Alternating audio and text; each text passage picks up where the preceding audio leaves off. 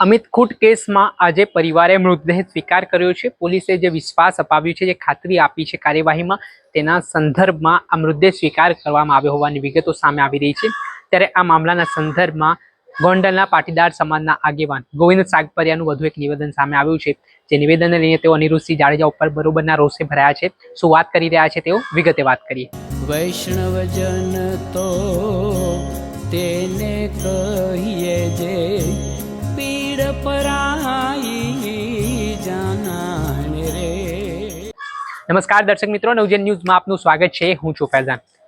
ગોંડલના રીબડામાં અમિત ખૂટ નામના યુવાને પોતાની વાડીમાં જે ગળે ફાંસો ખાઈ જીવન ટૂંકાવ્યો છે, તેના કારણે સમગ્ર ગોંડલમાં પડઘા પડ્યા છે।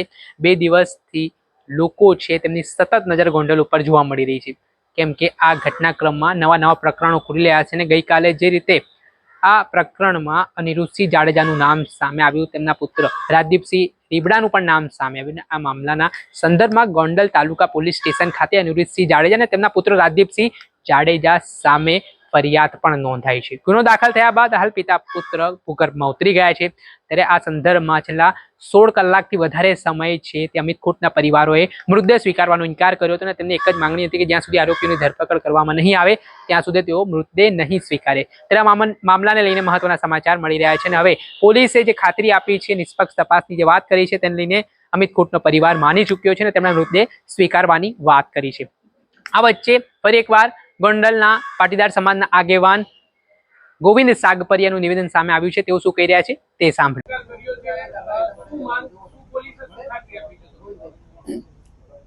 અમિતના પરિવારને બધાને બોલાવીને બધા લોકોની સાથે હેડ પોલીસ ડિપાર્ટમેન્ટે એમના ઓફિસરને મોકલા અને કીધું કે ભાઈ અમિતને ન્યાય મળશે એની 100% ખાતરી રાખો અને તમે આ બોડી સ્વીકારો। અમે તમને દરરોજના રિપોર્ટ આપશું ક્યાં કેટલું અમે આગળ વધારીએ, અમે આમાં કચાશ નહીં રાખી, તમે અમારી ઉપર વિશ્વાસ રાખો અને આ કામ જે તમે જે ચિંતા છે એથી વધારે ચિંતા અમારી છે। નાના છોકરો મૂકીને જ્યારે આપઘાત કર્યો છે એટલે અમે એમાં પૂરેપૂરો સહયોગ આપશું અને સાથે જે આખું પોલીસ ડિપાર્ટમેન્ટ ગોંડલ અને રાજકોટ જોડાઈને અમે તમને વિશ્વાસ આપી છે, તમે આ બોડી અત્યારે લઈ લો અને અમે તમારી સાથે છે, કાંઈ પણ પ્રોબ્લેમ હવે નહીં થાય।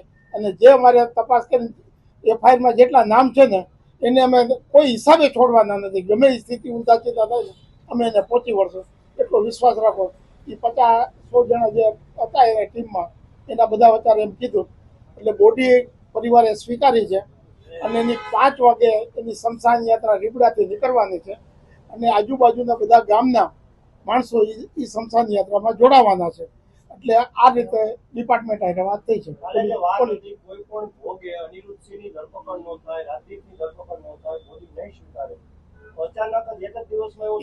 એને એવું કીધું અમારી ગાડી 40-20 નીકળી ગઈ છે, અમે એ તમે સ્વીકારો, અમે તમને એનો જે દરરોજનું છે ને એ આપશું અને આમાં અમે જાજો ટાઈમ નહીં રહેવા દઈએ, ધરપકડ કરશું જ।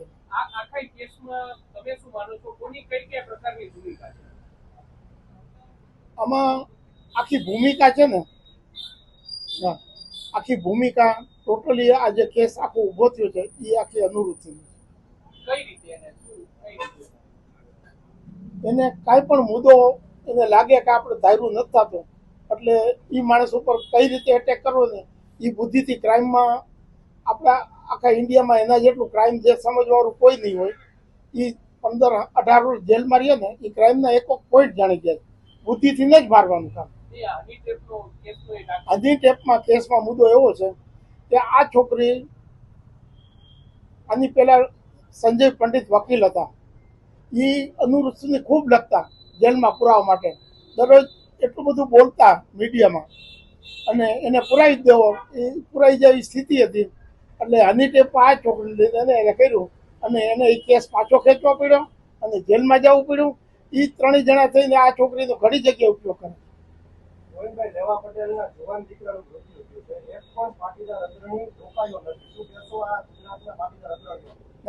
એ વાત સાચી છે, અમે કોઈને હજી ફોન કર્યા નથી, જે સ્વેચ્છા આવ્યા હોય એ આજે શામજીભાઈ ખૂટને બીજા 4-5 મિત્રો આવ્યા હતા આગળથી, અમે મીડિયા સિવાય કોઈને આમંત્રણ આપ્યું નહોતું કારણ કે પરિસ્થિતિ હતી આ બધી।